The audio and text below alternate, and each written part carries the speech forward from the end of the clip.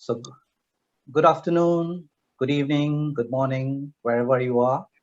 A warm welcome to this webinar today on Rammohun.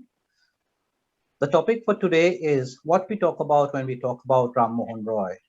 And our speaker for today, our speaker for today is Professor Brian Hatcher of Tufts University, and he'll be joined by Professor Milinda Banerjee from St. Andrews University. And the chair for today is Tonika Di, our dear Tonika Shorkar. So over to you, Tonika Di. The meeting is yours. Thank you, Amit.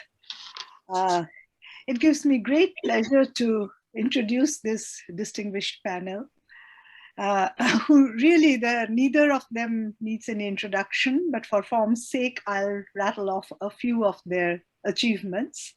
Won't take up too much time because we are all very keen to listen to this talk, so intriguingly named as what we talk about when we talk about Rammohun Roy. Professor Brian Hatcher, Professor and Chair of Theology in Department of Religion at Tufts University. His work on modern Hinduism or modern Hinduisms is classic. And let me mention some of his monographs: Idioms of Improvement, Vidyasagar and the Colonial Encounter in Bengal, which came out in 1996. Eclecticism and Modern Hindu Discourse, 1999. Then Bourgeois Hinduism, or the Fate of Modern Vedantists, 2008, if I'm not mistaken. Hinduism Before Reform, 2010. He translated Vidyasagar's Hindu widow remarriage in 2011, which personally to me was a great help because I do find Vidyasagar's Bangla a bit too difficult at times. He co-edited with Professor Dodson Transcolonial Modernities in South Asia in 2012 and edited Hinduism in the Modern World in 2016. And he's now translating Vidyasagar Against High Caste Polygamy, which is going to be an asset. The discussant today is Dr. Milinda Banerjee, lecturer at University of St. Andrews in Scotland. Very long list of achievements for someone so young. His work on modern Indian political thought and theory is very well known, and also well known is his monograph, The Mortal God, Imagining a Sovereign in Colonial India, which Cambridge University Press published in 2018. He has co-edited, he's also got two more monographs. He has co-edited Transnational Histories of the Royal Nation, which came out in 2017, as well as the Forum on Law, Empire, and Global Intellectual History for the Modern Intellectual History Journal, 2020. Also, special issue of The Modern Invention of Dynasty in Global Intellectual History Journal, also in 2020. Moreover, he has edited a special issue on forced migration and refugee settlement in the long 1940s in Itinerario. All this apart from some other works. So I won't hold you back for any longer, and we are really looking forward to Professor Hatcher's presentation. Thank you for being here, Professor Hatcher. Thank you, Tonika Di, for that very warm welcome. And thank you, Milinda, for agreeing to serve as discussant. Fairly short notice, but I'm really excited to have you here to join me. And you'll see I've dropped in a few references to your work, which I too find quite compelling and inspiring. So looking forward to a great conversation. I'll begin by thanking the members of the Rammohun Roy Reappraisal at 250 Society for inviting me to speak today, and thank especially our real host today, Amit Dash, who's been so influential in setting up all these sessions and taking care of the logistics and being such a welcoming host and provider for us. So thank you so much. As far as I can tell, this has all gone smoothly, and I hope this will be the same today. Tonika Di, thank you again for chairing today. Means a lot to me. Your role in my career is something we could spend another hour talking about. So I want to do something a little different perhaps than some of the other speakers have done who have focused on particular elements of Rammohun's life or works, if we want to put it that way. And I want to take a kind of more holistic view and think about what it is we talk about when we talk about Rammohun Roy. And I'm going to assume it's safe to say that we're all here because we each, in our various ways, find and agree that Rammohun is a figure who occasions continual wonder, joy, frustration, and even, I would say, a measure of sadness. And I hope that theme of sadness doesn't seem out of place in a celebratory occasion like this, but I do want to think about it. I plan to return to that when I conclude my remarks.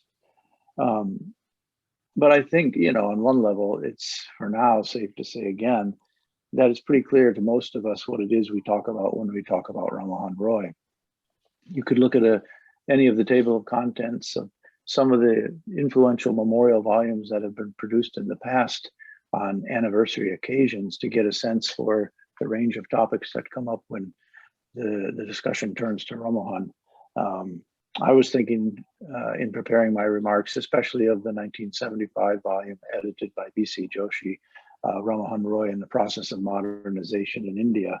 Such an important volume in general, but also personally for me at a time when I was just sort of setting out on my graduate study and representing the voices of so many important people in the field and thinking anew about Rammohun Roy on the occasion of the 1972 200th anniversary. And that title, Rammohun Roy and the Process of Modernization, of course, speaks to a moment just prior to the rise of colonialism studies, Orientalism studies, and all of that, when the issues that were compelling for everyone were still the issues of development and modernization. And they took up most of the critical space. Had India become modern? When had that process begun? How did it take place? And the title also betrays, I think, some of the reigning assumptions, like the fact that India's entry into modernity was, of course, coincident with Rammohun's advent, his birth, and his subsequent career. That these two things were implicitly linked. But of course, the volume was also informed by a new mode of critique, largely kind of left Marxist critique, and enlivened by a number of brilliant essays, Varun Dey, Ashok Sen, but also especially Shumit Sarkar's influential essay, Rammohun Roy and the Break with the Past, taking on this entire question of what began with the arrival of with Rammohun. Was this the birth of modernity? And did it constitute a true break with what had preceded? That's a really influential essay and marks another theme that we continue to talk about with Ramahan, periodization and the ways in which we think about what begins to make India modern.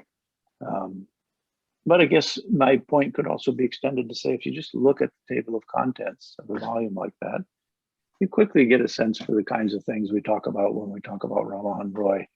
So some of the chapter themes: Rammohun Roy and the Bengal Renaissance, Rammohun and religion, Rammohun and the political economy, Rammohun and social reform, Rammohun and modern Bengali prose. These are all themes that weren't new to that volume and have not gone away since its publication. They are kind of perennial thematic points of orientation in the work of Rammohun, and I think we get that, and I won't belabor that.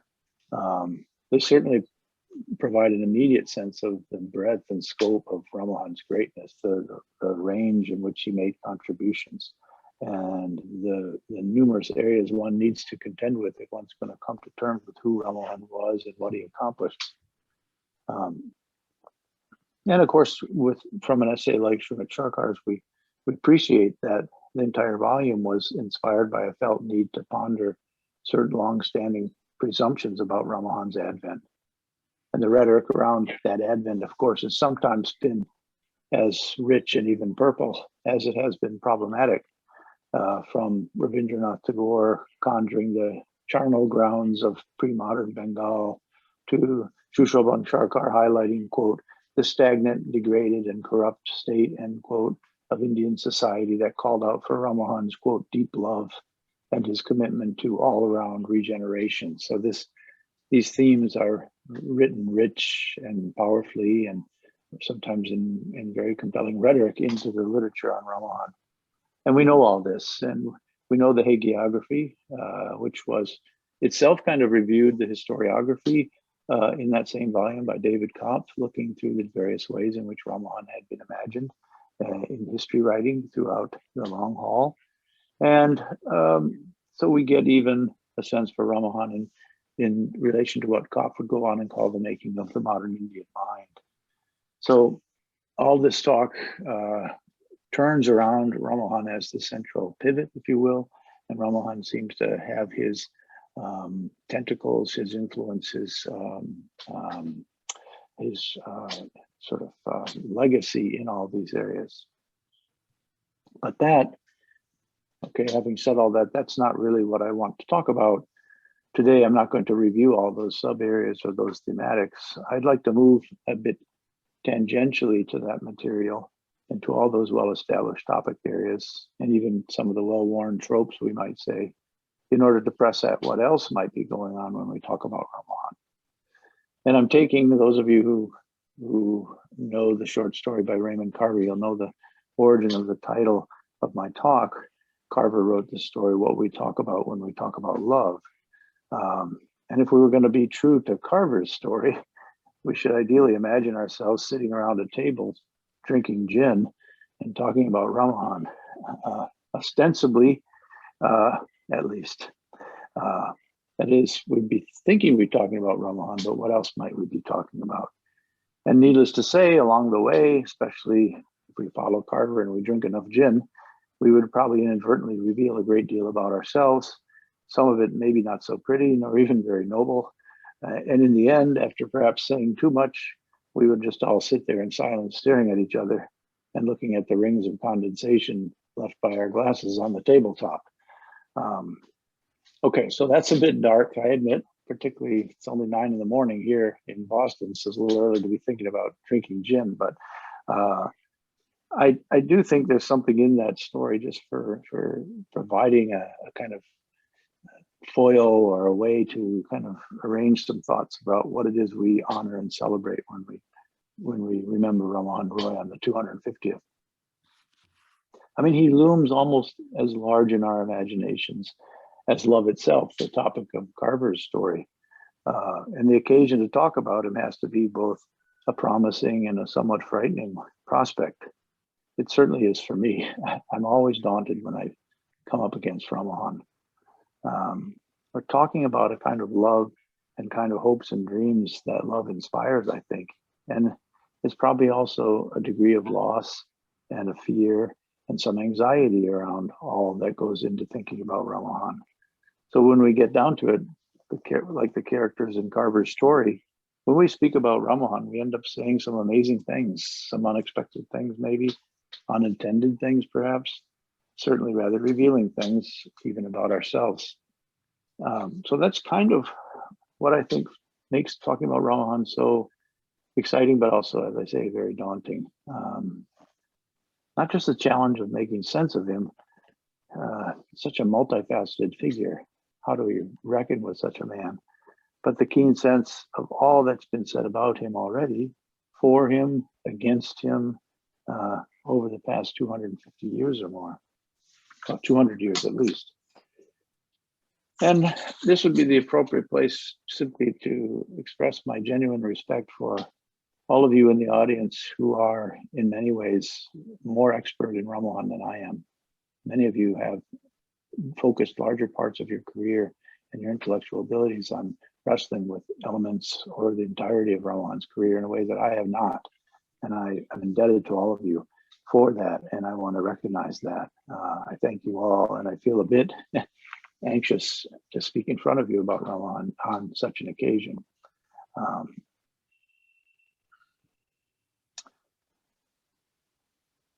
So, yeah, just on one level, it's easy to say that when we talk about Ramahan, we often are talking about ourselves. I guess that makes sense. But I'll begin there. And I promise I try not to indulge that instinct for too long. I don't want this to be about me. But I thought by reviewing some of the things I had done with Ramahan over the years, it might be one way to think about a set of things that comes up with respect to Ramahan. Not being really a specialist, most of you know, I have spent the better part of my career thinking about Ishar Chandra Bidashagar, another figure of immense complexity and real import, and someone fittingly who was supposed to have, as it were, inherited the mantle of reform from Rammohun Roy. And while Rammohun's name, curiously, rarely, if ever, appears in Bidashagar's writings, the connections and the similarities between these two figures are enormous. And it's something that I've pondered on and off over the years. What it means for me is that Ramahan has acted as a kind of a historical reference point for me, at times a critical foil, and always an intriguing conundrum who needs to be placed, surveyed, and reckoned with before other kinds of work can get done. Work having to do with the transformation of religion and society in colonial Bengal, not to mention before understanding the problems and problematics that structure a career such as Bidashagar's. So early on, when I first began working to make sense of Bidashagar's values, his investments, his goals, his methods, in the book that Tanika so kindly mentioned, Idioms of Improvement, and I'll put a plug in here, that book is issued in a revised edition from Primus Books in Delhi, so it should be available. And it's quite handsomely done. And so I wanted to put a little shameless plug in there about that. But in that book, I was looking for a way to chart some kind of pathway from Rammohan's world to Bidashagar's. And Bidashagar, as I say, provided no real explicit clues on how that could be done. So I had to look around for ways to do that. And I found one important point of contact in what Rammohun at one point calls his simple code of religion and morality. And of course, in his widely known and discussed concept of the Brahmanishta Grihastha, the godly householder. Those never enter Bidashagar's vocabulary per se, those phrases, but they were central, it seems to me, to the work of the Brahmos who succeeded Rammohun and worked to honor and build upon his legacy. And as I discovered in the course of my research, in those rare Bengali discourses from the Tattvabodhini Shiva that became the basis of bourgeois Hinduism, Bidashagar did briefly get drawn into this circle of post-Rammohun Brahmo religious reflection. And he did not remain there very long in that kind of theistic Vedantic milieu, but you can't help thinking he stayed long enough to appreciate something about Rammohun and his goals and methods, not least perhaps a thirst for change along what he construed as rational and moral grounds, and also some commitment to doing this in relation to the Shastras. These all seem like themes that Bidashagar inherits from Rammohun in some fairly clear way. And then how that might have happened more concretely became clear to me when thinking about the role of Rammohun's associate, Ramchandra Bidavagish, since in some sense, it was Ramchandra who provides the bridge, the actual link between Rammohun and Bidashagar, since Ramchandra lives on after Rammohun's death, presides over the Brahmo Samaj in the dark days of its kind of waning energies until the advent of Debendranath's war. And this is the point when Bidashagar comes into the orbit of Debendranath and Akoy Kumar Datta, etc. And again, finds some connection for however long that connection lasted with someone like a Ramchandra. And of course, both men were pundits. Ramchandra and Bidashagar trained as Sanskrit scholars. And I think, again, that provided an occasion for Bidashagar to think about how Shastric knowledge, which was being repurposed in the Brahmo context, might perhaps be repurposed or put to new uses in the field of social reform, not least around issues of women, marriage, widowhood, etc. So in that sense, you can see how Rammohun has been a kind of a pole star or an orientation point for me in my work on Bidashagar, in the background always, sometimes coming through in terms of the tracing of influence. And at one point, I actually took a break from Bidashagar early in my career because I wanted to intervene on a question that arose in the connection of thinking about the theme of Hindu eclecticism. This was a practice or an intellectual style that some scholars in the West had begun to write disparagingly of. I think of the German Indologist Paul Hacker or the American sociologist Kum Sannyasi Agehananda Bharati, both of whom were dismissive of modern Hindu eclecticism as something inauthentic and untrue to the ancient traditions of Hinduism. I felt there was something else going on there, something about the cultural politics of Orientalism and the prerogatives of Western Indology. And I wanted to think through in a postmodern context what might be another way to think about eclecticism. And I, of course, once again, Rammohun had to come onto the screen because, you know, a century before Gandhi was quoting from the Sermon on the Mount in the Bhagavad Gita in this kind of eclectic juxtaposition. Rammohun had already modeled a kind of what I borrow from Raimondo Panikkar, the idea of a democratic eclecticism, a kind of eclecticism that chooses as if all things exist all phenomena exist on a plane of equality, and we simply look around for the connections that make sense to us, whether they exist in Islam, Christianity, the Upanishads, wherever we may find truth. And I think Rammohun, like Gandhi, made a kind of a life habit out of juxtaposing and comparing, assessing religious systems. And he yoked that selective hermeneutics to the task of defining and promoting his version of Brahmotheism. And we all know that pattern of theism was based on a kind of open-minded selectivity, and it would become a distinctive feature, that very selectivity of later Brahmo thought. Perhaps cautiously at first in, you know, the Shastra collections put together by Debendranath, Brahmo Dharma being one of them, which stays strictly within the realm of Indic sources, but shows the ability to juxtapose texts in ways that hadn't been done before. But then, of course, far more exuberantly in the subsequent work of someone like Keshav Chandra Sen, who is now picking much more widely and much more aggressively from the evidence of world's religions. So it was in thinking about this latter development of what we might call the Brahmo movement that I was led to ponder another question, and it can sound a little tendentious, and I hope it won't, but the question would be, exactly when did Rammohun become Rammohun? That is, when did the man born in Radhanagar, well-traveled, widely learned, ambitious, and engaged in the events of his day, become the quote-unquote founder of the movement that claims him as its originator? After all, we know that the sobriquet father of modern India only comes to Rammohun, you know, after 2 or 3 generations later, looking back on him and seeing in him a kind of paternal figure to whom the Indian nation could trace its origins. It's a piece of retroactive imagination. So that was a theme I took up in an essay in History of Religions called Remembering Rammohun. And in that essay, I tried to use some post-Weberian reflections, I guess you might call them, based on thinking about charisma and institution building, to ask again when and how Rammohun came to be seen. And here I can quote John Nicol Farquhar from 1915, came to be seen as, quote, the pioneer of all living advance, religious, social, and educational in the Hindu community during the 19th century, end quote. When did Rammohun become that Rammohun?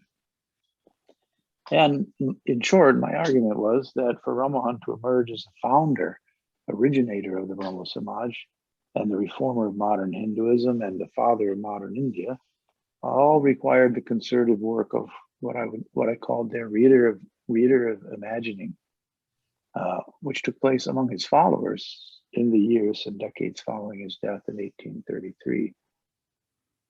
So after Weber, we know that we can always speak of the originating impulse and organizational gravity of the Brahmo fraternity as being due to the charisma of Rammohun.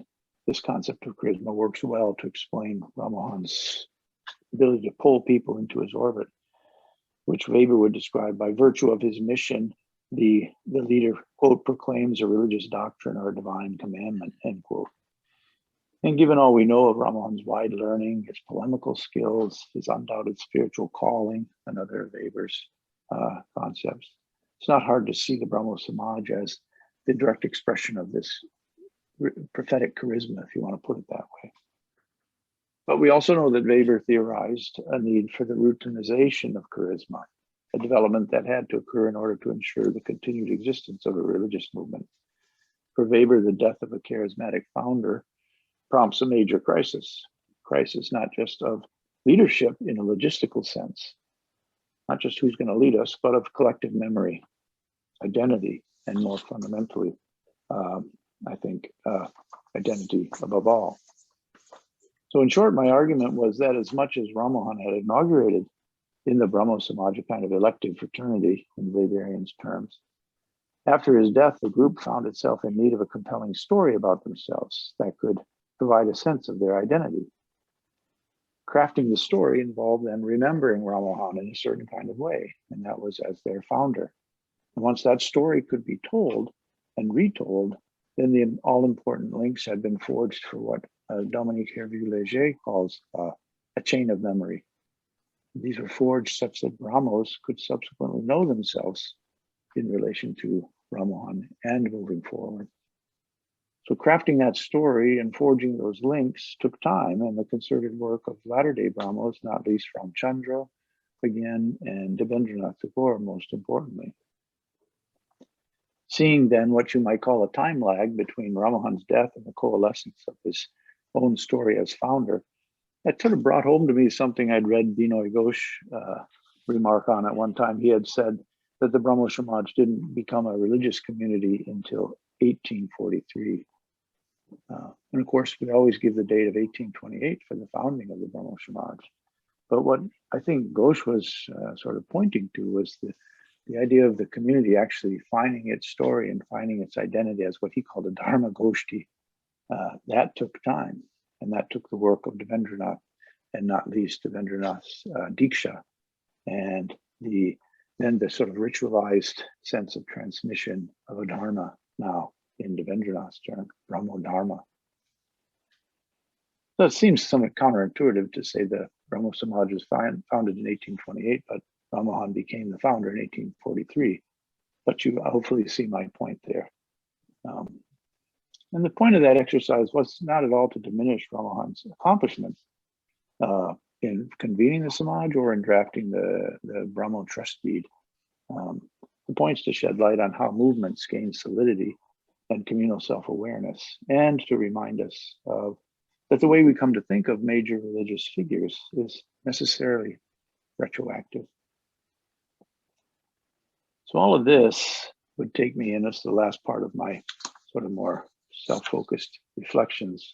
All this brings me to my latest monograph, which could be mentioned, Hinduism Before Reform, which had the misfortune of appearing in March 2020, right as COVID was breaking out. So haven't had a chance really to go out into the world with it and speak publicly about it, except over Zoom and things like that. So I'm really pleased to at least have a chance here to put it on the radar for people if they hadn't seen it.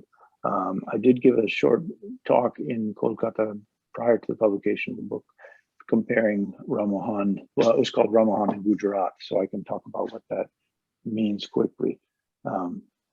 Basically, the key issue in that book, and the way Rammohun matters so much to it, is that I took as my goal the comparison of two religious quote-unquote reformers who were exact or near exact contemporaries, Rammohun Roy and Sahajanand Swami, the founder of the Swaminarayan Sampradaya, born in North India, but gravitated to Gujarat and founded there the Swaminarayan Sampradaya. It struck me immediately when I saw that the two men had been born and died within 1 or 2 years of one another, that something had been missed in the way we talk about modern Hinduism. And that occurred to me that had a lot to do with what we think of taking place under the rubric of reform. These two men lived in the same moment in South Asian history. They established two movements that had, even within varying timeframes and varying demographics, both immense global visibility. The Brahmo Samaj probably at its peak of global visibility at the end of the 19th century, the Swaminarayan Sampradaya reaching its real peak right now as we see them building institutions and temples around the world. They were both hugely influential creators of forms of modern Hinduism, and both, not surprisingly, called reformers, as I said, and yet no one had really ever bothered to compare the two. And why was that? Obviously, they have different backgrounds, they have different theological visions and different visions of corporate life and rules for living. All these are quite different. But even so, since they both gave shape to forms of modern Hinduism, it seemed to me there must be something to be gained from comparing them. And so that was the goal of the book, to compare them and see if it might lead us to talk about how modern Hinduism takes shape in a slightly different way. And everything turns then on the intellectual work asked of us by this word before, Hinduism before reform. So I want to ask my readers to imagine what might be possible to talk about Rammohun's creative work in the field of religion before we apply the category of reform. Is there a way to talk about what he was doing that doesn't necessarily get slotted into the norms and values of what we think takes place in reform? And secondly, I wanted to think about the possibilities and challenges of living in an early colonial moment, a moment before, if you will, the rise of full-blown sort of imperial rule in South Asia. So sometime in this early colonial moment, broadly 1750 to 1850, maybe more narrowly 1780 to 1830, which is roughly the lifetime of these two men. This was a distinctive time, a kind of an important transitional time. And maybe if we took that moment before the rise of post-1857 sort of full-blown imperialism, we might see something else taking place. So what makes these two interesting isn't their shared status as reformers. What is it?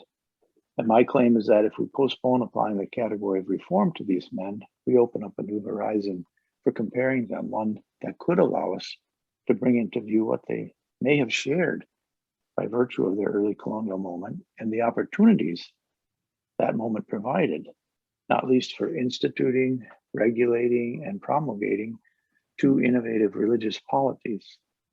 And I borrow that usage from Ron Inden as a way to avoid speaking of religious reform movements. My goal is kind of ruthlessly to avoid using reform movement if I can, simply to try to frame in a slightly less normative fashion what's going on here.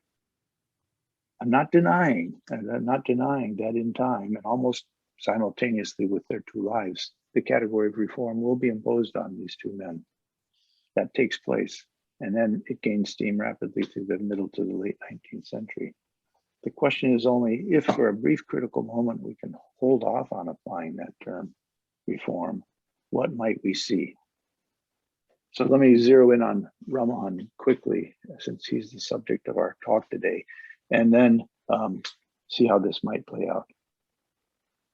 I argue it's useful to think about the years prior to his arrival in Kolkata in 1815 as a period during which he accrued considerable religious capital, not to mention economic capital as well. And he began to exercise a kind of religious lordship. This is another concept I borrow from Inden.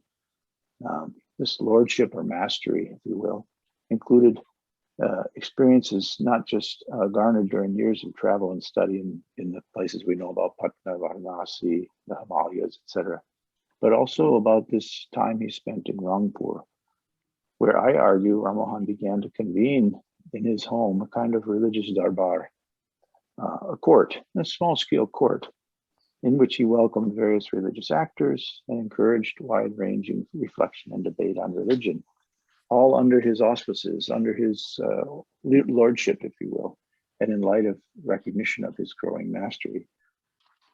So I argue that the intellectual and social achievements around Rammohun's Rangpur Darbar sort of constitute an important bit of preparatory work for him, that when he comes to Kolkata in 1815, he arrives already as someone with a certain kind of lordship or mastery, which he could then begin translating immediately into garnering the kinds of resources necessary to expand his following and turn his inchoate fellowship at that point into something more like a modern religious polity.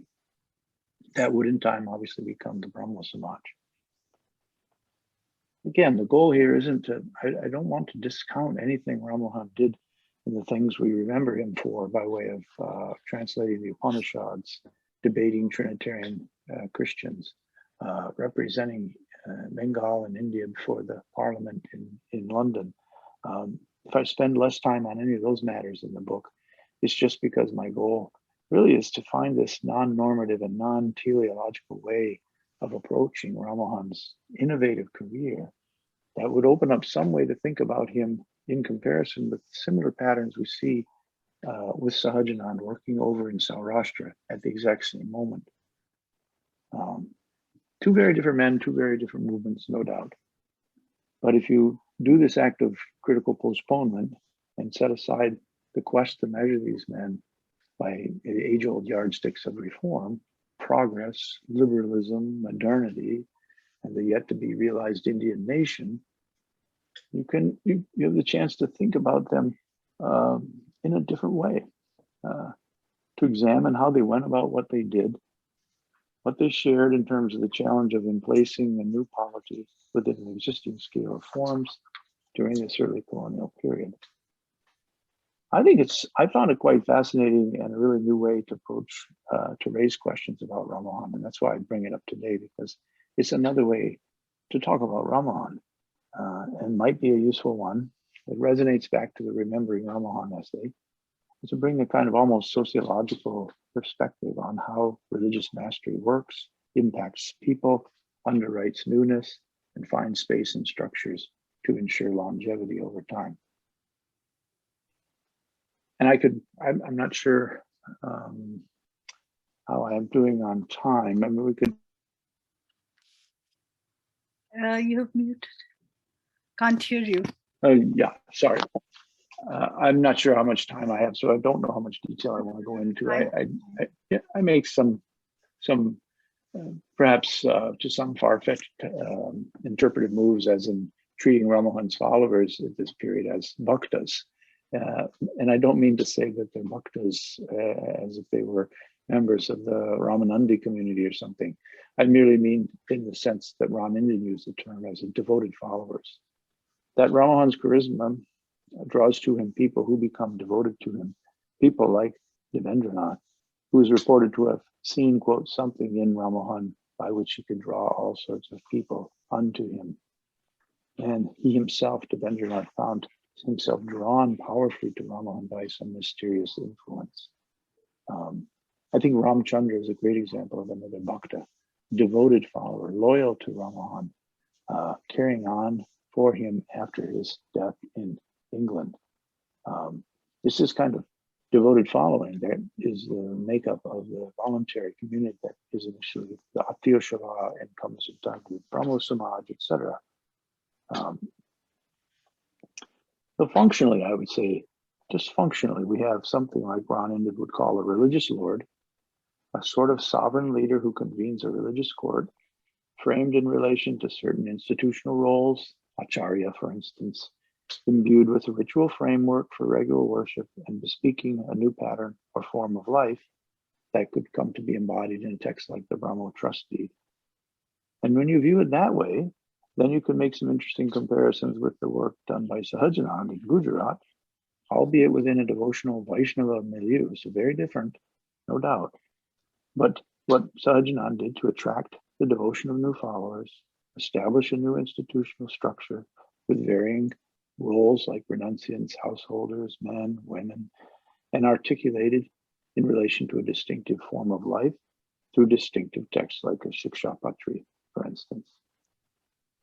Okay, I won't go on any further because I want to watch the time, but I do think, just express my conviction that this way of reading Rammohun doesn't diminish from his renown as a reformer. It's just a way to think how his renown really gets achieved in the short term and over the long haul. And it's I guess a contribution to thinking anew about what we talk about when we talk about Rammohun Roy. So from there, let me shift to a slightly different angle of attack and to take up the long-standing question for which there have been many answers, and that would be this question of how many Ramahans. I'm not sure it's ever been encoded in book form in that precise way, but there is an ongoing concern in the literature about how many Ramahans were there. You can think of Stephen Hay and the publication of the Brahmo Pautalik Sambad and the question of authorship, right down to Bruce Robertson's work on the complicated authorship projects of Ramahan. It's always been hard not to ask whether all this work could have possibly come from the hand of one man. And if so, what makes this one man possible? How is Ramahan possible? How are we to make sense of this figure? Go back to Virjendranath Seal in 33, I think, the Universal Man essay, right up to Milinda Banerjee, who I've invited to comment today. There have always been those who have wanted to try to think about how to make sense of Ramahan by perhaps parceling him out into a number of different Ramahans.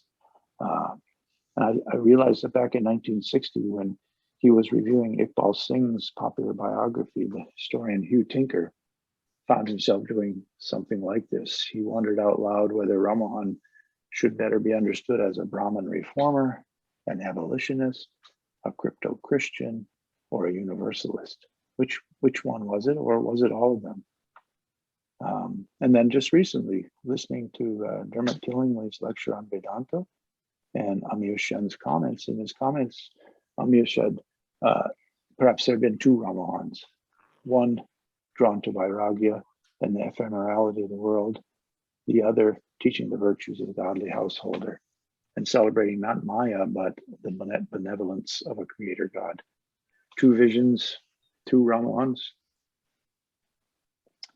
And of course, some of you will know that not that long ago, Milinda Banerjee himself proposed the wonderful solution that there weren't two, but possibly three Ramahans. Indeed, he went as far as to suggest that the great teacher of divine unity might himself have been a trinity, which I thought was a wonderful, creative, and intellectual move. Because as he parses Rammohun, he comes up with one Rammohun who's utterly anarchic and postmodern even. This was the one who used reason to challenge the doctrinal certainties of religion and even of reason itself. Alongside that, the Rammohun who promoted the unity of Brahman and the brotherhood of man.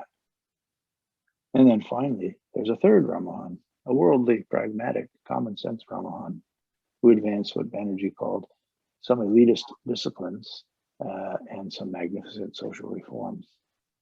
I think this Trinitarian formulation is quite wonderful. And I want to just read you a paragraph from Banerjee's essay on Ramahan and the global rights-bearing self. I think that's the right essay. Correct me, Melinda, if I'm wrong.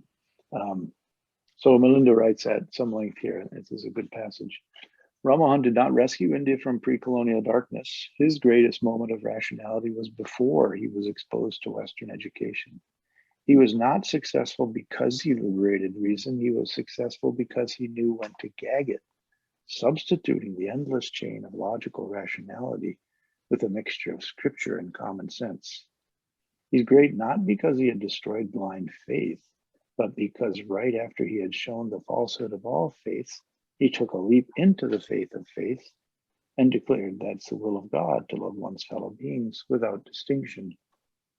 The anti-Trinitarian Ramahan was actually a Trinity himself, professing himself in three distinct sources of knowledge, each of which led him to different conclusions. His logical rationality led him to a postmodern skepticism. His belief in God led him to declare the need of love for all men. His common sense led him to projects of pragmatic reform. I can't think of a more wonderful way to encompass and critically tease apart the many dimensions of Ramahan. And so maybe we can come back to that. Melinda can say a few more words.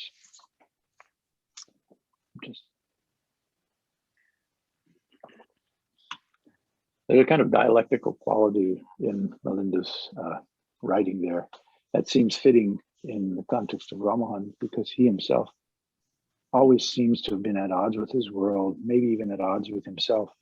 And I was thinking of this anecdote, it may be apocryphal, but that Ramahan's father, Ramkanta, had said to him, something like, well, son, you always have your kin too. You always have your butt, always your butt. And whether that's accurate or not, it really does seem to fit the man. And what Melinda captures in this epitome of the Trinity that was Rammohun is something maybe I've been wrestling with when thinking about eclecticism, modern and postmodern. Because the Rammohun we know is perched precariously amid a whirlwind of associative connections, running towards skeptical reduction 1 minute, then back towards theistic conviction the next.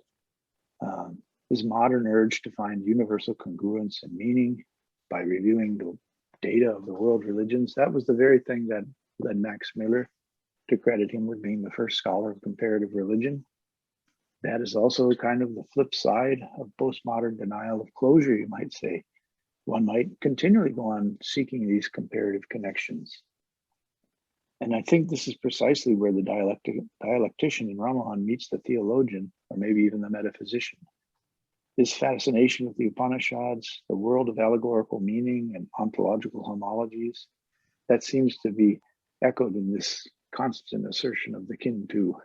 But might it be otherwise? Is there another way to construe matters? Having taken down one system, is there another way to recompose the parts?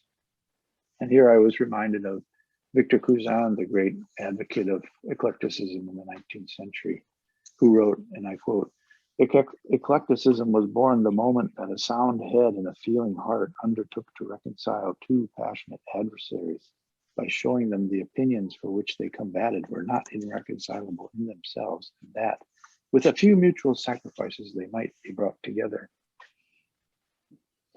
End quote.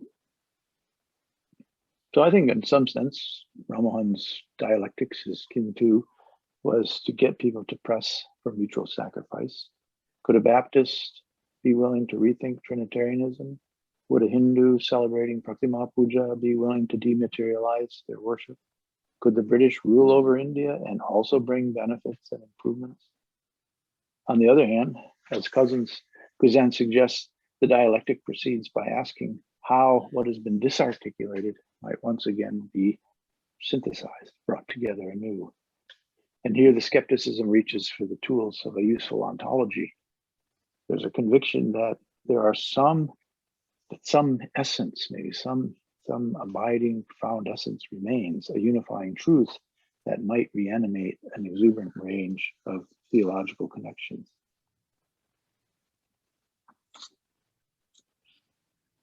I feel pretty certain in my earlier book on eclecticism that I probably lost a number of readers when at this point I made a kind of abrupt shift from eclectic world making into American architecture, vernacular architecture. My goal had been to demonstrate the problematic of what I'm calling the dialectics of the kin too here. And I thought you could appreciate this by looking at the evolution of the modern craftsman bungalow in the United States, a particular style of housing very popular in the first quarter of the 20th century. It's a style that emerges obviously with colonial Indian origins with the bungalow itself, but which gets mashed together with the Southwest adobe style and certain new suburban norms in housing. And suddenly its eclecticism is then made to bear the burden of being the essence of American architecture. So this kind of eclectic combination suddenly becomes revelatory of something uniquely American. And its great pioneer, the architect Gustav Stickley, put it in 1907, saying, "This dwelling, which at first blush seems but a cross between an East Indian house and a mission adobe house, in reality proves to be, quote, the most genuine expression of American feeling in domestic architecture that has yet appeared," end quote. It's kind of a remarkable statement, and it's not surprising, or it's no coincidence probably, that Stickley made that remark not long after Swami Vivekananda had been in Chicago taking the teachings of Vedanta that Ramahan had done so much to revive and offered them as the most genuine expression of Indian spirituality. So eclectic bricolage turns up at the service of universal truths and even the force of conveying the national essence. Again, I wouldn't want to argue that Ramahan can be held responsible for nationalizing Vedanta or linking Vedanta in the nation, That would be anachronistic and misleading. But I think this kind of exercise is useful for tackling what we think of as the problem of the many Ramahans. It's the philosophical problem of the one and the many. Biographically, it's the possibility of reconciling contending intellectual and moral energies in one life. So maybe the best thing is to be like Rammohun's father and let Rammohun have his kid too. We have to reckon with the fact that the person who could speak for the rights of tenant farmers before Parliament was nonetheless a wealthy and entitled landowner. The multilingual author and translator of the Sanskrit Upanishads advocated colonial education in English. The critic of corrupted Hinduism and the malfeasance of Hindu scholars adopted the very tools of the pundit to advance his own vision of truth. The one who would be Unitarian never quite would be. The man we revere as a modern religious former might also be seen as an innovative religious lord, etc., etc. All of this just leaves the greatness of the man on view and leaves us with the task continually to make sense of him. And with that, I want to return then finally, by way of closing, to some remarks on this theme of sadness that I preface my talk today with. Hopefully the stage has been set to kind of feel some of the sorrow around all of this. First and most obviously, amid the celebration of the life, career, and legacy of such an omnicompetent and globally fluent individual, we, and certainly I would say myself, can't help feeling my own basic inability to conjure or to clarify the man. He just seems too big and perhaps too removed from my world. I think at one point Melinda refers to the experience of feeling before Ramahan both alienated and awestruck, and that phrase really stuck with me. It's hard. He's just so immense and so far from us in some ways that we just stand there with our jaws hanging down. Back in 1960, again, when Hugh Tinker was reviewing the Singh biography, he pointed out there was a dearth of what he called adequate biographies, and he asked why that should be. It wasn't merely, he said, that the many facets of Ramahan remained irreconcilable, so this problem of the many Ramahans. That was true, he said, but he thought maybe something about the tempo of change, as he put it, in the relations between Asia and the West had so far quickened, so far sped off. This, after all, is the heyday of modernization theory, that maybe Rammohun and his world were now just too remote to fathom. And so with Iqbal Singh's biography, he was left to say that while it was competent and even agreeable, it somehow was still inadequate. Singh hadn't closed the gap or shown us a way over, and that occasioned a kind of sadness, I think, for Tinker. We may not be able to get there. And even if we don't buy or want to perpetuate the Asia or West dichotomy the way he put it, there is this sense of some gap that remains yawning before us. And that generates the sadness, I think. A disconnect between our profound desire to know Rammohun better, more clearly, and the fact that we may not be able to get there.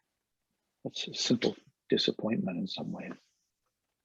That's one level, but I'll close with another kind of sadness that has to do with what we still miss in our own world, perhaps, in our own lives.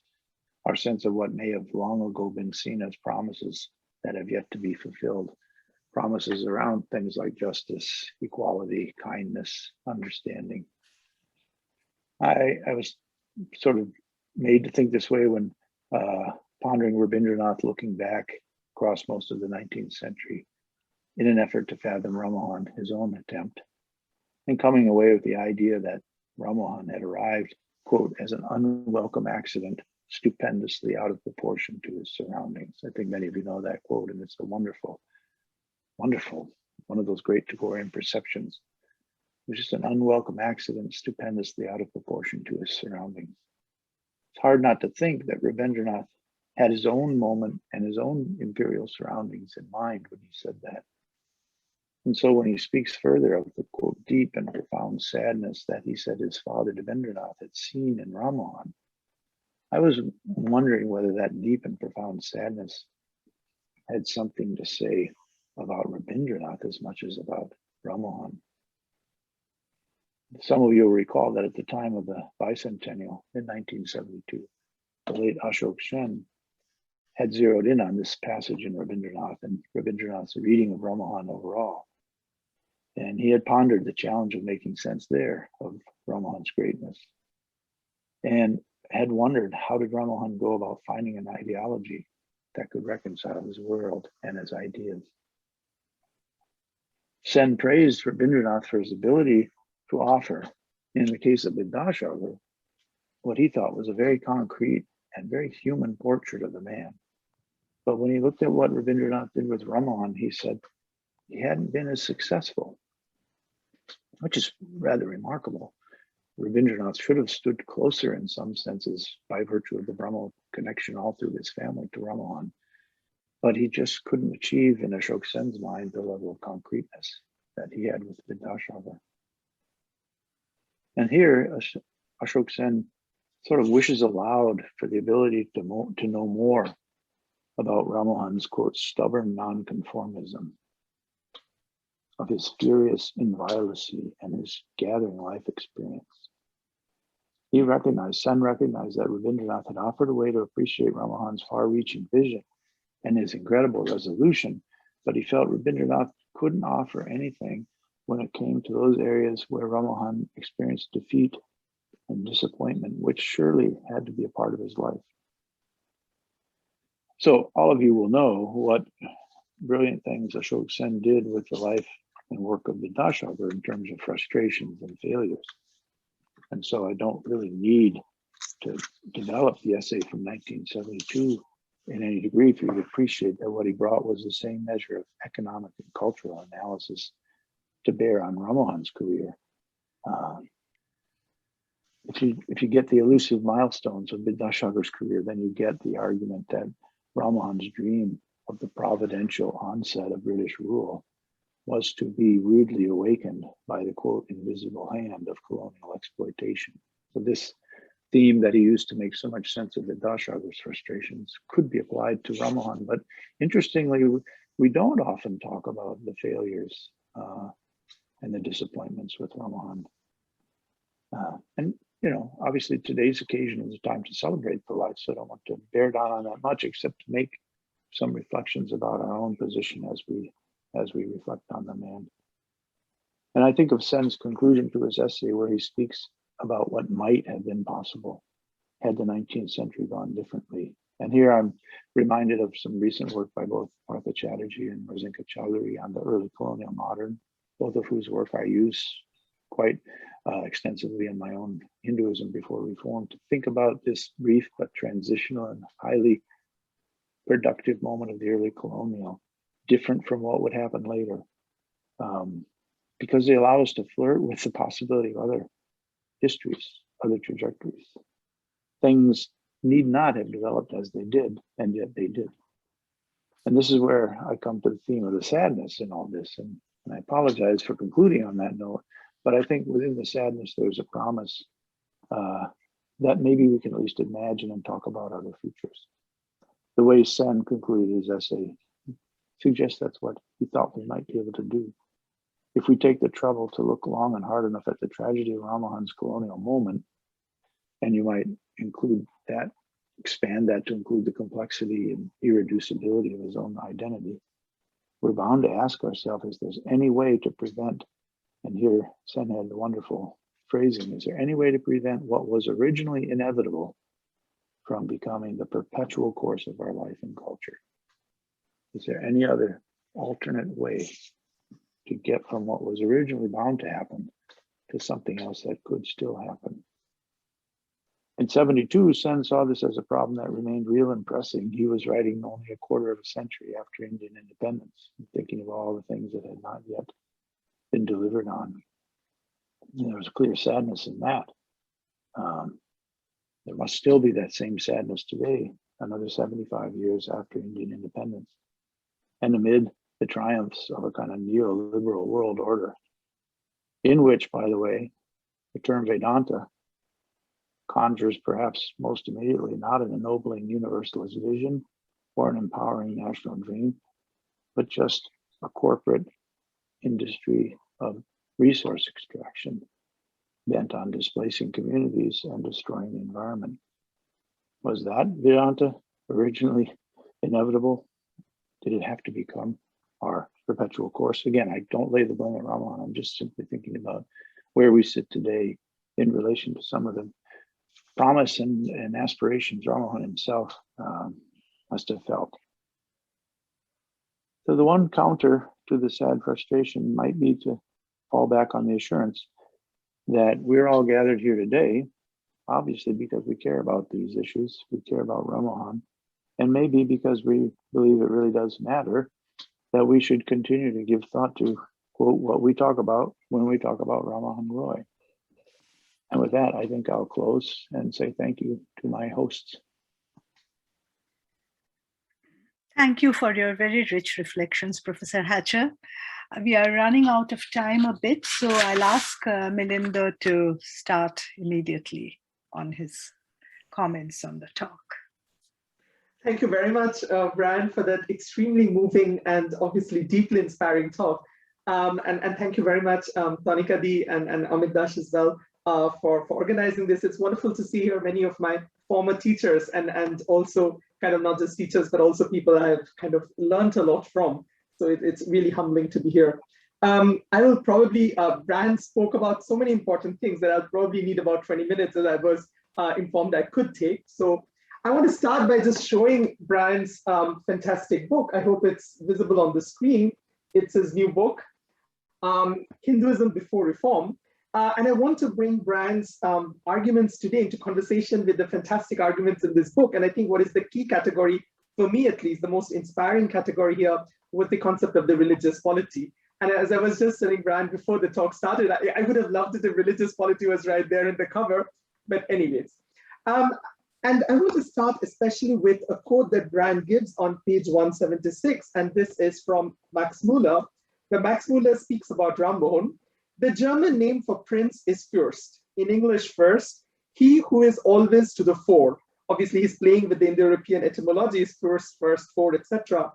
He who quotes the place of danger, the first place in fight, the last in flight.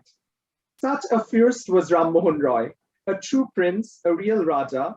If Raja also, like Rex, meant originally the steersman, the man at the helm. Now, if we take these etymologies seriously, and I'm thinking particularly of the great linguist Emil Benveniste, who derives the understanding of Rex, Raja, rule from the Latin regulus as cognate terms, then a Rex, a Raja, is one who lays down the rules, the one who lays down the regulus, in Sanskrit, the Rita. So more than a warrior king, it's really when we are talking about the sovereign, we are talking about the rule maker. And I want to bring this into conversation with my colleague and friend in Munich, Robert Yeller's work in his recent book, Sovereignty and the Sacred, where he says that religion has been defined in so many different ways, but ultimately his argument is very provocative. Religion is just sovereignty by another name. So what is common to all religions is that they are claims to sovereignty. So in a way, a religious polity is not at all an oxymoronic term. There is something central, fundamental, very ancient about this category, I think. And Rammohun is, the greatness of Rammohun is he's drawing upon this. It is about rule making. It is about sovereignty making. Now, in the specific case of both Rammohun and Sahajanand, the founder of the Swaminarayan Sampradaya, which Brian talks about, is of course, in this particular case, late 18th, early 19th century, they are both Brahmins. And the caste element is also important because Susan Bailey, of course, talks about the late 18th, early 19th century as the foundation of the Brahmin Raj. So this is a time in the late Mughal period when Brahmins are trying, there is a crisis of authority, imperial collapse and all that, but Brahmins are also trying to reformulate their authority. At the same time, this is not this kind of rulership, whether of Rammohun or of Sahajanand. And Brian, I mean, I would really advise every one of you to read Brian's, I mean, every line, even the word Baitak Khana, which we so commonly use. He shows how it comes from this Darbari culture. Just amazing. So what is very important about these kinds of rulership or lordship, however, is that they are not despotic forms of rulership.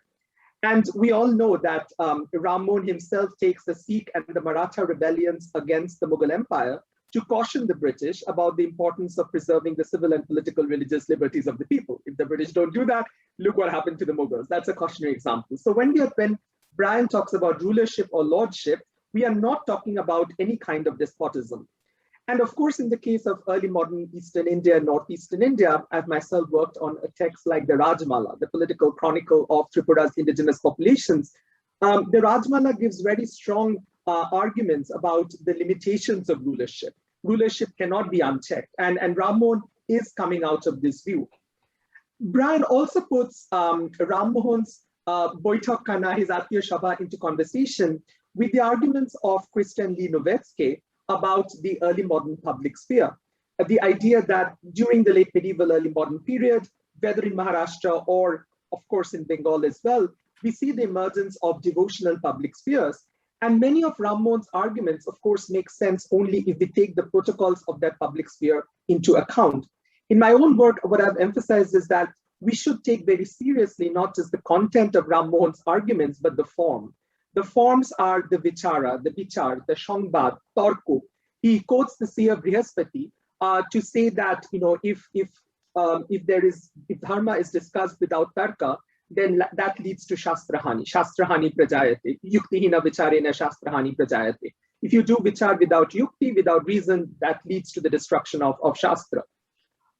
So the very form, and many of them, I mean, Brian has been repeatedly using the word dialectics today. I think that is really the best way to understand Rammohun's arguments. They are dialectically formed. They're always formed with a proponent, with an opponent. And this is something that is not just present in the Greco-Roman European tradition, but lies at the heart of Indian tradition, right up to Gandhi's Hind Swaraj, arguably the most important of Gandhi's texts, which is exactly about this dialectics as well.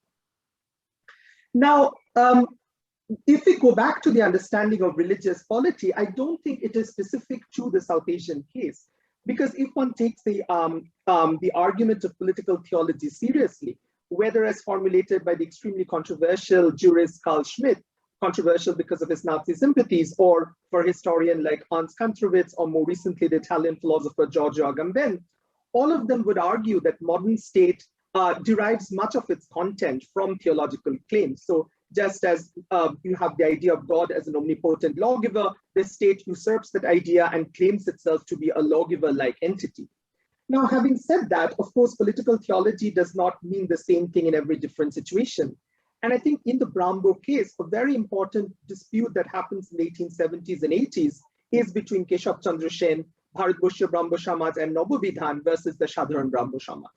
Because the way this debate happens is that Keshav Chandra Sen, in the case of the Kuch Bihar marriage controversy, says that you know, he emphasizes the importance of the Holy Spirit, of inspiration, of Adesh.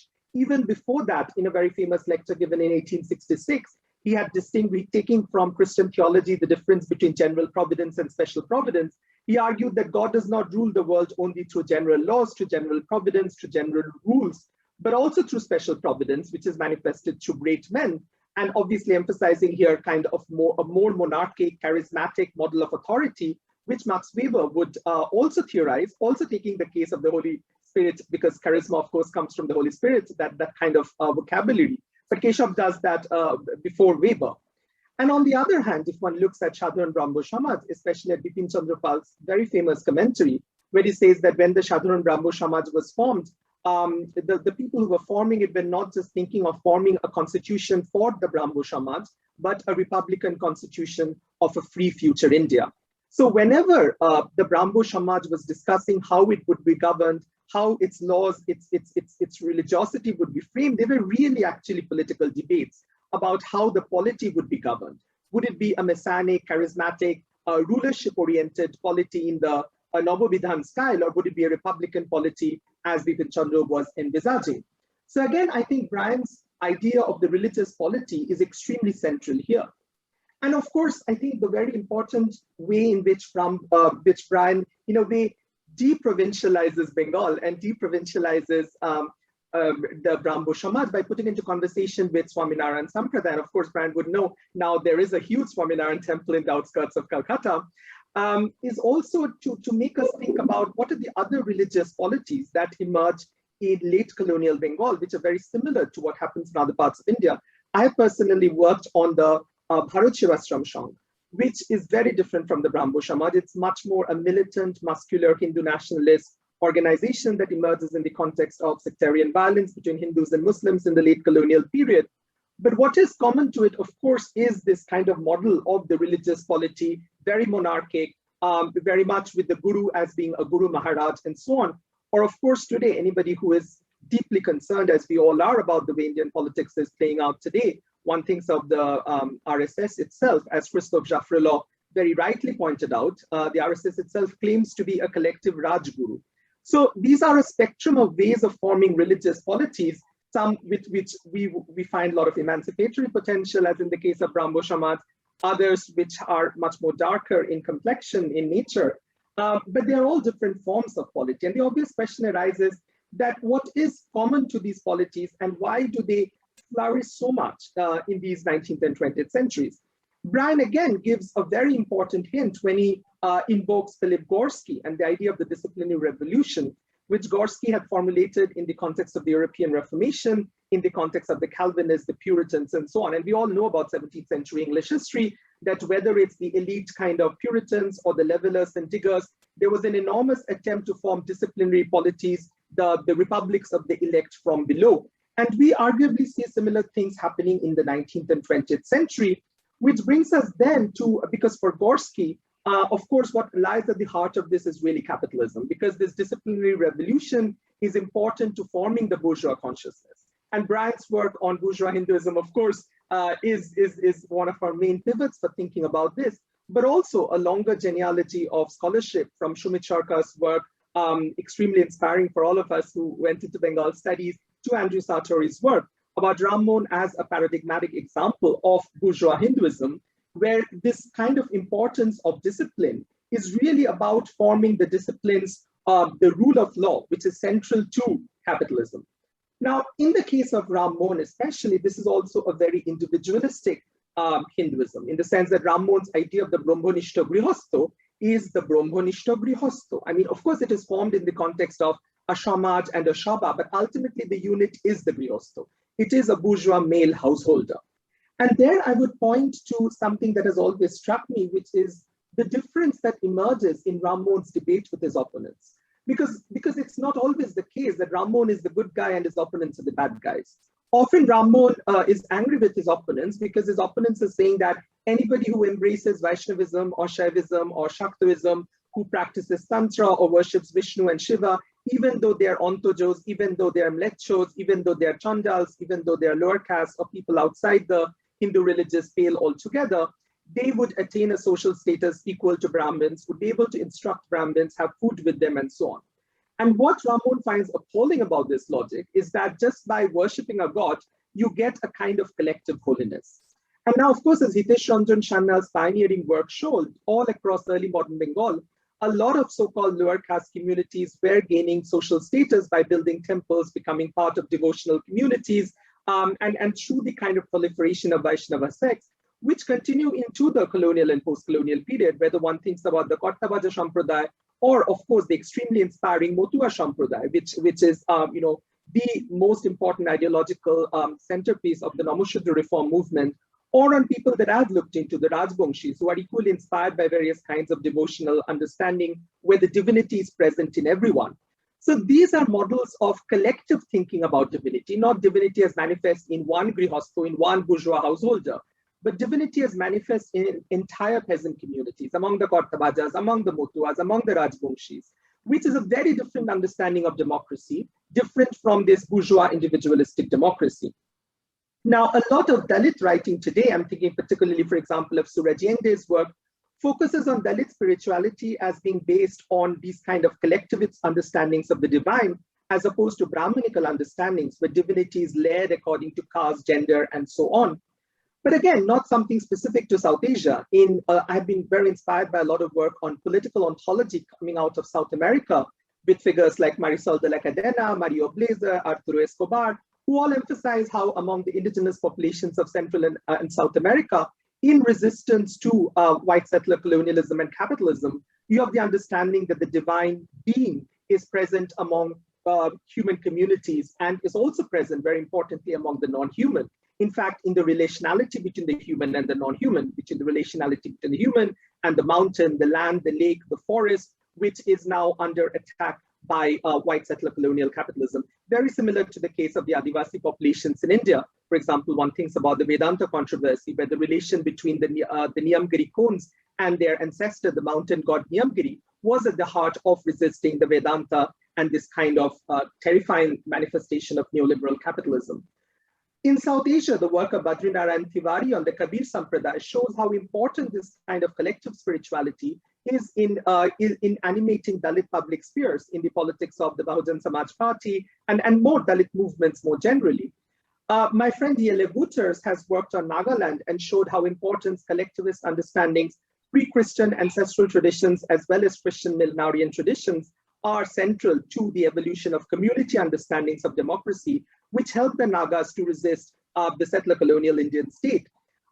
Yella and I have just finished writing a pamphlet about why we need to actually revitalize subaltern studies theory today in terms of resisting neoliberal capitalism, and especially in drawing upon these still existing forms of resistance among indigenous communities, among Dalit Adivasi communities, and so on, and these kind of collectivist thinking, solidarity between humans as well as between humans and non-humans in resisting patriarchy, in resisting capitalism. A lot of amazing work has, of course, been done on feminist political spirituality. I mean, Tanika Sharka's work on Rashundari and on female spirituality needs absolutely no introduction. But I've also been inspired by South American works like by Veronica Gago, who speaks about the feminist and queer potencia spirituality manifested in feminist strikes in Argentina and other parts of the South American world against femicide. I'm thinking about the Black female theologian named Sean Copeland, who sees in Black Lives Matter a cry of presence, again, a spiritual kind of political spirituality, to draw on Foucault's term, against white racism. Now, one thing, while I'm drawing this to a conclusion, I would argue that one major problem with Rammohun, and partly perhaps this is the source of melancholy that Brian was talking about, is the occlusion of the non-human in Rammohun. In pre-colonial Indian religiosity, the non-human is everywhere. I mean, divinity manifests itself not just in humans, but in non-humans as well. And Rammohun is really quite disparaging about that. He does not like the fact that the divine manifests itself in non-human avatars, something that Bankim Chandra would also take into account when he would think that Krishna is a right avatar of Vishnu, but not, a tortoise or fish and so on. In the pre-modern Bengali Mongol Kabba tradition, we have the idea that the goddess Chondi manifests itself as a Khemonkori, as a kite. And Rammohun specifically picks on that line to say, this is ridiculous. God cannot be manifested in a piebald kite. Of course, Dipesh Chakraborty is present here, and his work on the Anthropocene is immensely inspiring. And one of the things that comes out very clearly from Dipesh Chakraborty's work is how much the legacy of the Bengal Renaissance of Indian nationalism has really been also about suppressing the non-human, about making nature as a kind of abstract category divorced from human social emancipatory working. But now, of course, in the time of the climate crisis, in the time of the Anthropocene, or what I would call with Jason Moore and Andreas Malm even more pointedly, the Capitalocene, when capitalism is destroying human as well as non-human worlds, these kind of forgotten occlusions, these elisions in Rammohun's thought, the importance of the non-human as a category of divinity, as a category of solidarity, these are things that we need to return to. So in conclusion, I would say that there is something deeply inspiring about Rammohun, but there are also things that Rammohun forgot midway.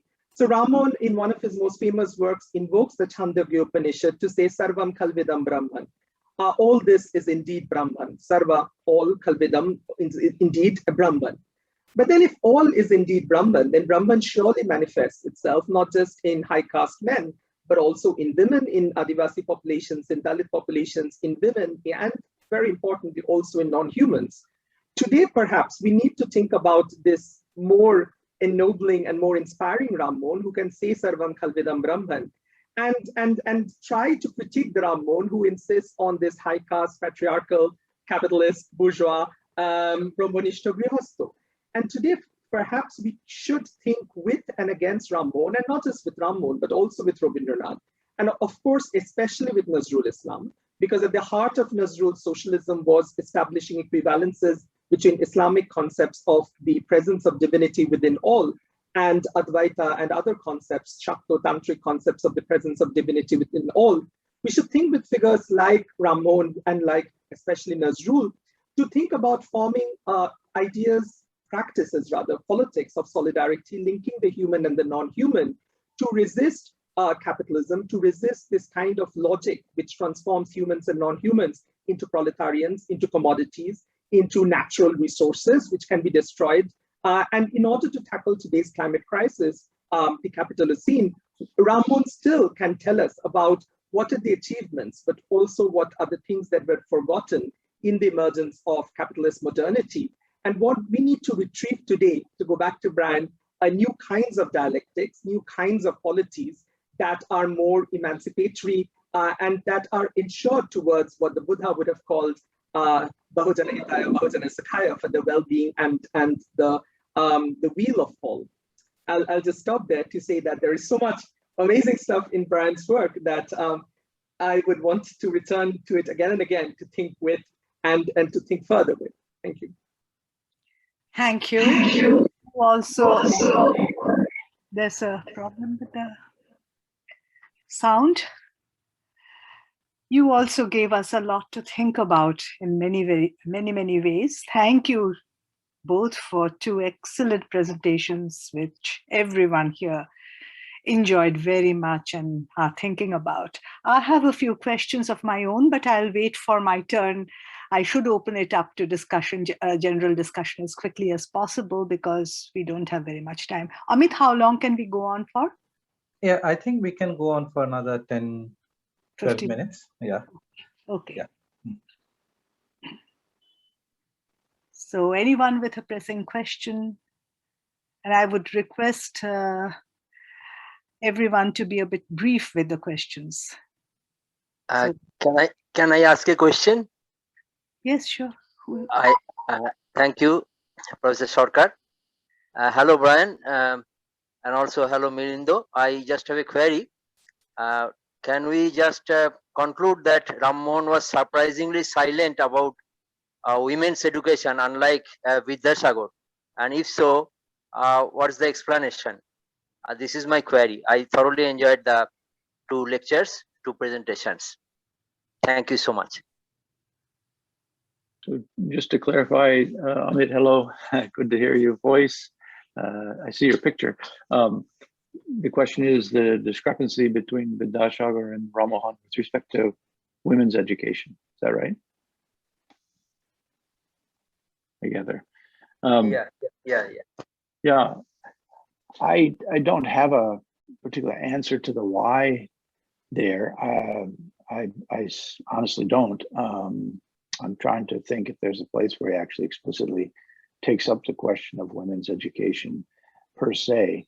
I'm at a loss to say anything more than it could be that he was drawn in so many other areas and committed on so many other polemical fronts that this was something he didn't see, although in keeping with my colleague Melinda's amazing remarks, and thank you, Melinda, for that.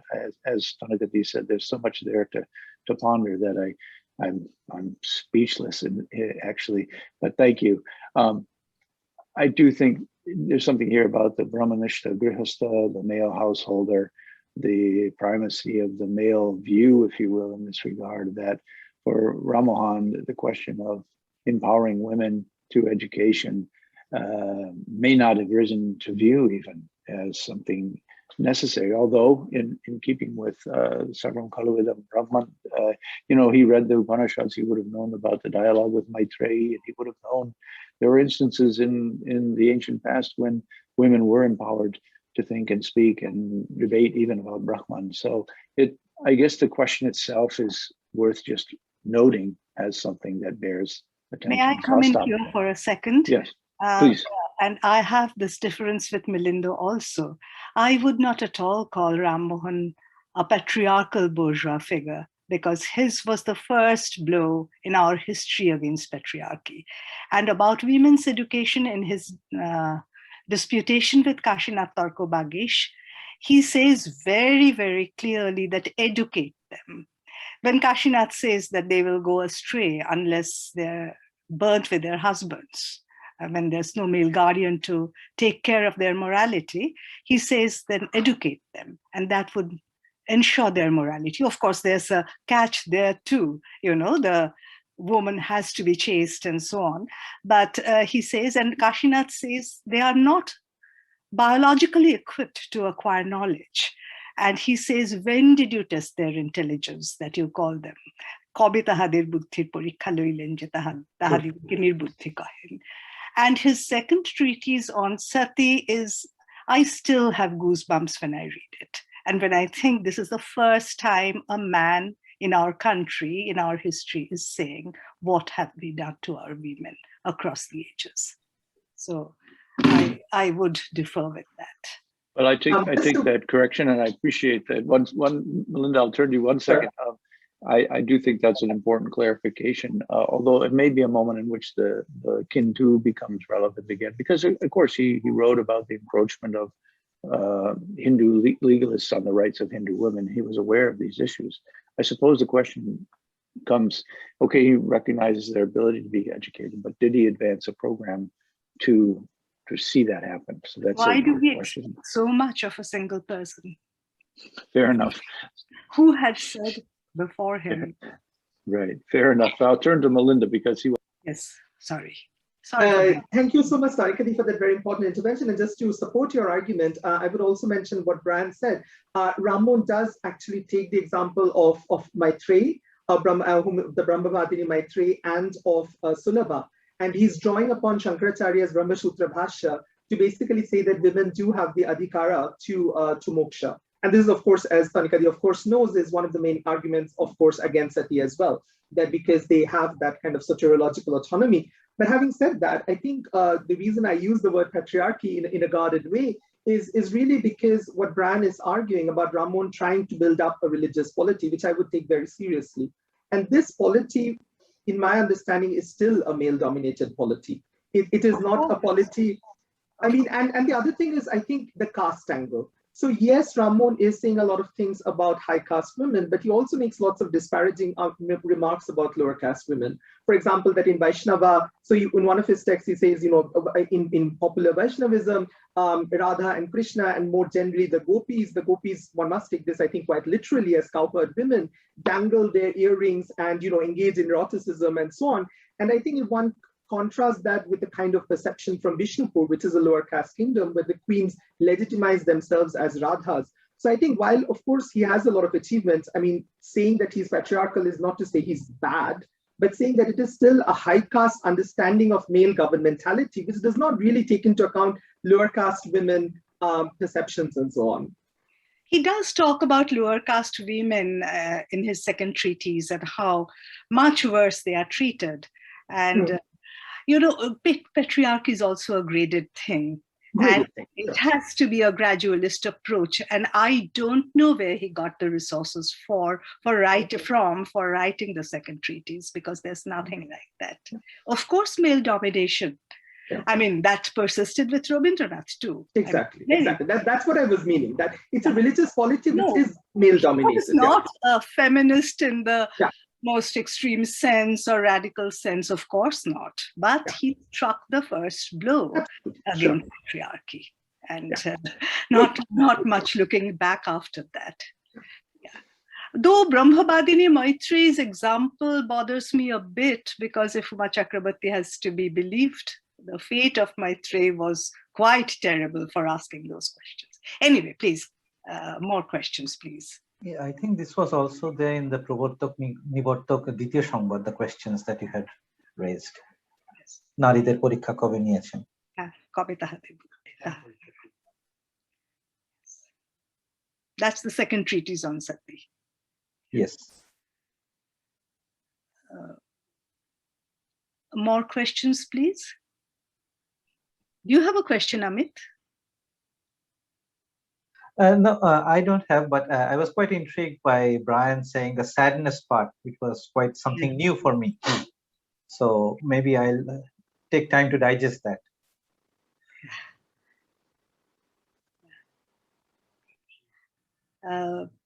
Urmila and others. I see Lynn had his hand up.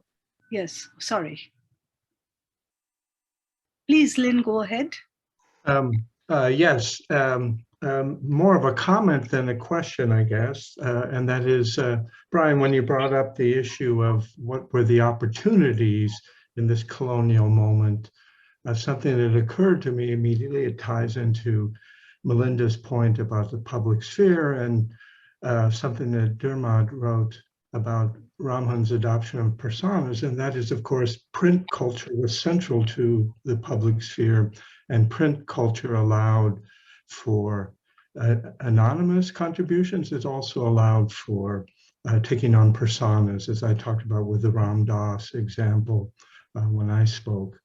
And I don't know if it's is that necessarily print culture? Is that necessarily tied to modernization and reform? Or is it just a new way to be traditional, if you wish? Anyway, more of a comment than a question, but if you care to respond, I'd love to hear what you have to say.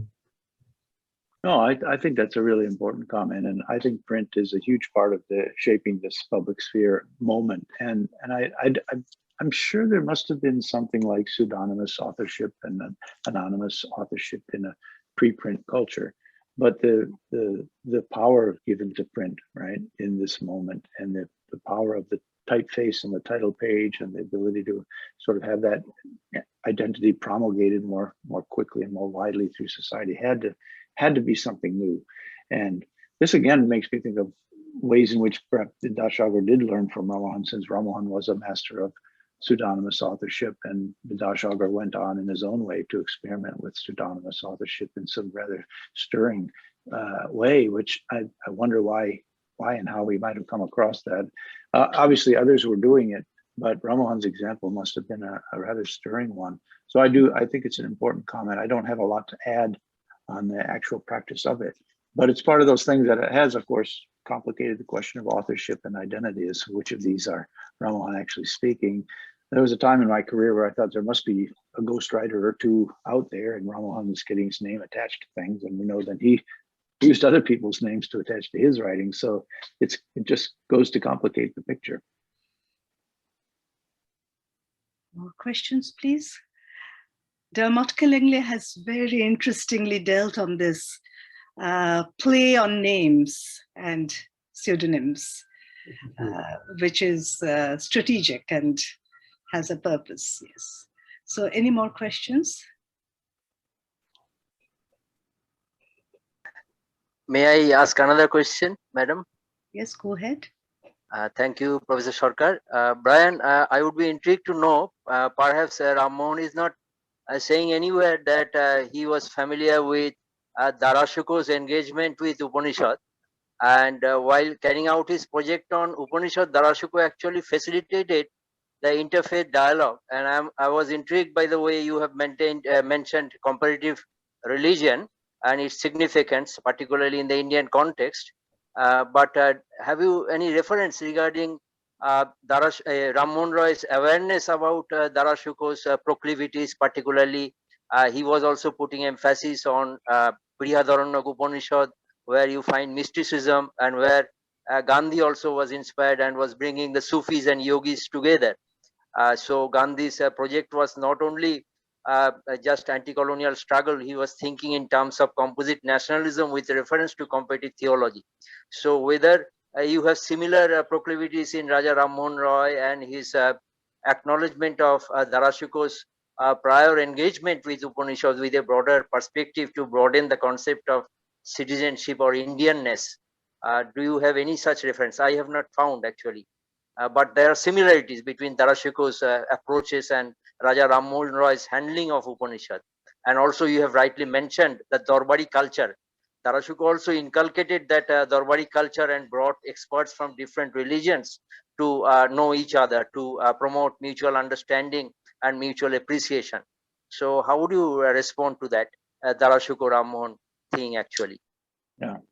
Well, first of all, this would be a great occasion. As with the previous question about women's education, it's a moment for me to express my own humility, not being a Rammohun scholar per se, I'm not going to claim to have mastery of the complete Urv at the tips of my fingers the way many of you do. And so I want to say that not as a backdoor way to escape, but simply as an acknowledgement. But I don't have any reference to Darashikoh in my book. I talk more about the Indo-Islamic or Indo-Persian context of Rammohun's early training.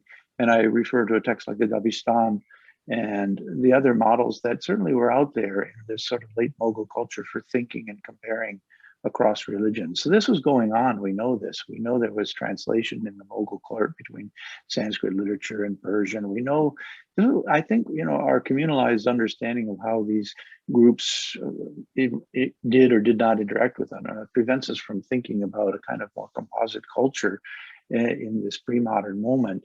And I think Rammohun was shaped in that moment. So can we say he didn't know about Darashikoh? I don't know that we can. I can't, like you, I can't point to a place where he actually provides evidence of knowing Darashikoh.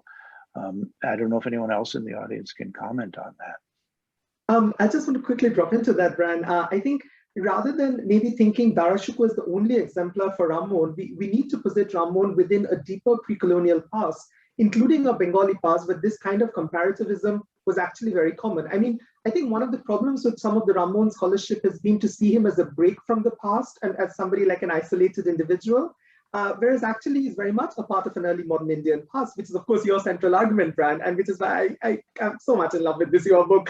So one of the great examples would of course be Bharat Chandra, who in On the Mongol stages this debate in the Mughal court, where where Bhabananda, who is one of Krishna Chandra, the Raja of Nabuddeep's ancestors, basically the court setting is that the Mughal ruler Jahangir is trying to establish the superiority of Islam over Hinduism and saying that these Hindu gods are just ghosts. The term used is bhoot. And what Bhabananda argues is actually that the divine present in Hinduism and the divine present in Islam is the same divinity, and therefore no one faith should disparage another because it is actually the same divine present. And this is again a model of a court setting, very similar to what Christian Linovetsky shows in the case of the Marathi devotional sphere, where many of these are dramas that are staged in courts. And here also it's a royal court, and ultimately that leads then to basically the goddess appearing in the form of a Mughal emperor, which all again upsets today's Hindu nationalist kind of understandings of Hinduism versus Islam. Here the goddess herself is becoming the Mughal emperor, which is the best drama possible, and then gives Bhavananda the royal charter. And of course, one thinks about Kabir himself, and Kabir not just as a 15th century figure, but Kabir Sampradaya. And Kabir was somebody Rammohun definitely knew about, and because he cites Kabir, and in the songs of the Kabir Sampradaya, which again the Brahmos did so much to recuperate. I'm thinking of Kiti Mohan Shen's extremely important collection in the early 20th century, which inspired Rabindranath and then inspired the global public sphere. In the Kabir songs, it is again and again clear that the same divine is present in both Hindus and Muslims, and therefore the two sects should not, destroy each other, and is a very strong critique of sectarian violence. So I think Rammohun would for sure have read Onoda Mongol, because Onoda Mongol was a text which every educated Bengali of that period read. He would for sure have been aware of Kabir. So even if, the question whether he read Darashikoh or not, just as an added example, Darashikoh's text also influenced not just Schopenhauer, but also Nazrul Islam. So when Nazrul Islam is establishing his equivalences between Islamic and Hindu monotheism, ultimately with the forming a socialist internationalism, Darashikoh is very important. It's actually, we are talking about a huge pre-modern ecumeny, which is going into the making of early modern and modern South Asian modernities, which I think we should bear in mind. May I just ask a question, which your comments right now and reminded me that I wanted to ask of Brian. Brian, you have so wonderfully brought Sahajanand and Rammohun together and pointed out their contemporaneity. What about his contemporary Islamic scholars with whom he, collaborated so closely, and to the extent that Syed Ahmed Khan recalls that at one point they hoped he would he would convert to Islam. So were there similar movements or thinking going on among them too? Yeah, I believe in keeping with what Melinda's just said. I think there was a milieu in which this kind of conversation was much more active common. And we think of Murshidabad, for instance, and what was taking place there. The publishing out of Murshidabad, I don't think we've even begun to address all the works published there in the early 19th century. There were Jains also operating there, and Jains that Rammohun met in Rangpur. So as to the Muslim intellectuals, I'm limited by I don't know Persian or Urdu, so I don't have access to that literature. I do think there's a bit of a black hole there in terms of visibility, in terms of primary sources and seeing this happening. If we could go back, we can postulate, I think what Milinda is sketching is a much more widespread world. And then Rammohun is just one of many, but because of his stellar accomplishments in so many other areas, of course, we know him and we honor him and we see him. But I think it's a wonderful question, and there must have been. Now, obviously, for the purposes of my book, Sahajanand is the appropriate foil just for thinking through modern Hinduism. So there I'm kind of thinking of that comparative framework as a way to even take issue with certain norms of how Martha Nussbaum thinks about what Hinduism is or isn't in the modern Indian context. But it does beg the question, what was going on in the Persianate world and who might have been his closest conversation partners, and can we recover them? I don't know. Does anyone here have access to that? I mean, just to again back up Brian's point, I think I always find it's very inspiring Gautam Bhadra's Imanu Nishan book, because he shows how much in all these kind of peasant revolts as well, they were being animated by both what we would today call Hindu, but that is probably a very anachronistic term, but by Sanskritic as well as kind of Islamic vocabularies. So for example, in one of these peasant revolts, they talk about establishing a polity with the blessings of God and the consent of the people. I think Khoda Ta'ala Name, in the name of Allah, Proja Shammati Krome, with the consent of the Proja and so on, but they're drawing on both Sanskritic and Islamic vocabularies. And I think a lot needs to be done to contextualize Rammohun also with these kind of popular uprisings and so on, which are drawing on different kind of sectarian traditions to negotiate colonial capitalism and modernity and all that. I don't know if Rammohun would have been aware or familiar with these traditions, because we have to contextualize even more closely and see what he had access to, what he could have known about. More questions? Amit, how are we doing about time? Yeah, I think if we have a raised hand, so it's Professor Killingley. Then I think let's make this, we can wrap up after Professor Killingley. I was just going to remark on this search for people who must have been in contact with Rammohun, people Rammohun must have known of. It seems to be going back to the old idea of Rammohun as the universal man who knew everything and knew everybody and knew every religion. I'm very skeptical about it. As for evidence of his knowing Darashikul or the Dabistan, it's just not there. The fact that the evidence isn't there isn't conclusive, but it justifies me in being skeptical, and I think the burden of proof lies with those who can find these things.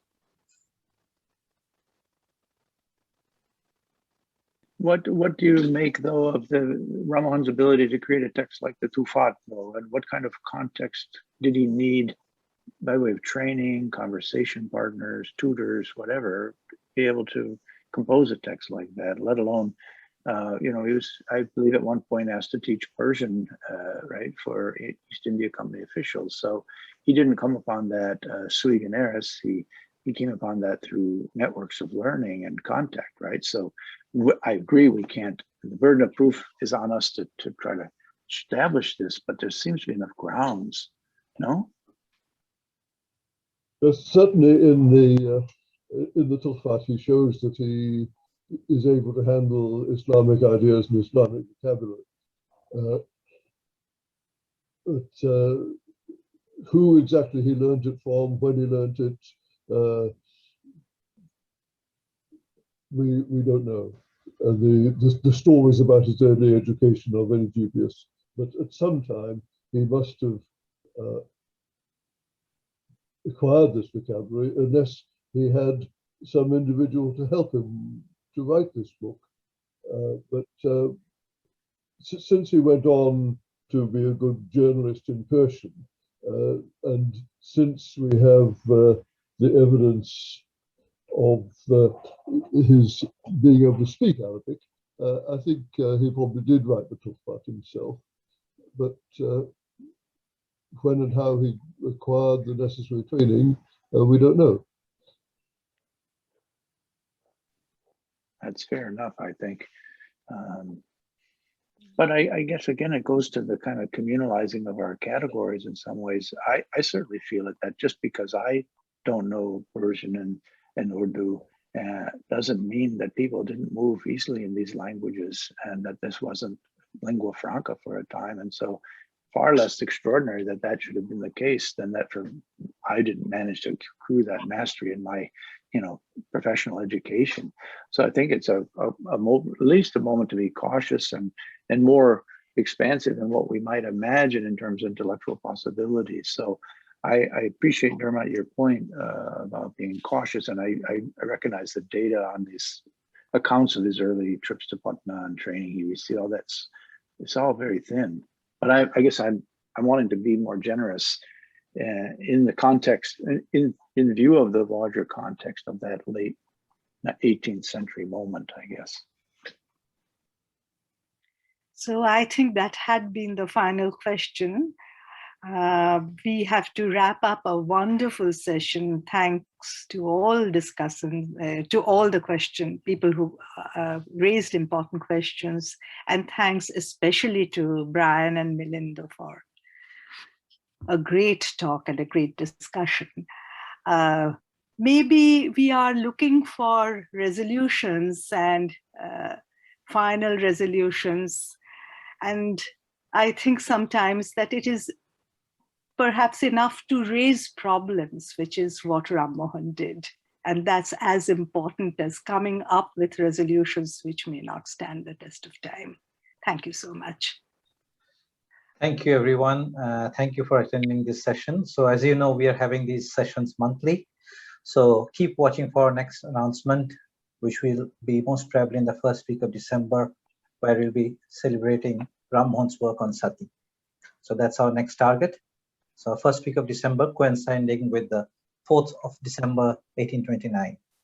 So I will keep you all posted, and I'll send you the invitations. Thank you, wherever you are. Have a nice day. Goodbye. Thank you so much. Thank you, Amit. Thank you, Tanakadi. Melinda. Thank you. It's wonderful. Dermot, great to see you, Amit. Everybody. Been too long. Thanks. Thank you so much. So I'm drawing the curtains now. Thank you. Have a nice day. Okay, thank you. Everyone be well. Thanks. Thank you.